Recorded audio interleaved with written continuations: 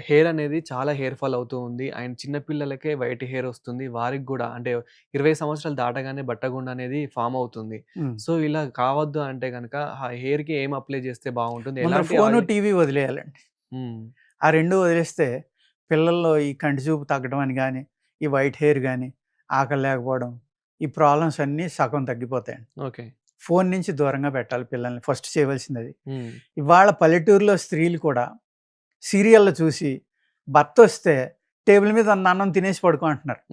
వీళ్ళు 12 దాకా టీవీ చూసి అప్పుడు తింటున్నారు. అంటే హెయిర్ ఫాల్ అయ్యే వాళ్ళకి ఎక్కువ కిడ్నీ ఎప్పుడూ హ్యాపీగా ఉండాలండి. హ్మ్. ఎందుకంటే హెయిర్‌కి మినరల్ అనేది చాలా ఇంపార్టెంట్. ఆ మినరల్‌లో ఐరన్ చాలా ఎక్కువ ఇంపార్టెంట్. ఓకే. ఏదైతే మీరు కత్తిపీటతోటి కోసినప్పుడు బ్లాక్ అయిందో హ్మ్. అందులో ఐరన్ ఎక్కువున్నట్టు లెక్క. మీరు ఉసిరికాయ కోయండి, కత్తిపీట బ్లాక్ అవుతుంది. ఆ ఉసిరికాయ కూడా బ్లాక్ అవుతుంది. ఓకే. అలాగే మీరు గుంటకలగర మీరు నలపండి చెయ్యంతా నల్లగా అయిపోవాలి. హ్మ్. మామిడి జీడి, మామిడికాయ కొయ్యండి. అవును. ఆ బ్లాక్ మామిడి అయిపోద్ది. జీడి గాని, ఆ కత్తిపీట గాని నల్లగవుతాయి. అంటే హ్మ్. ఆటిలో ఐరన్ బాగా ఉన్నట్టు లెక్క.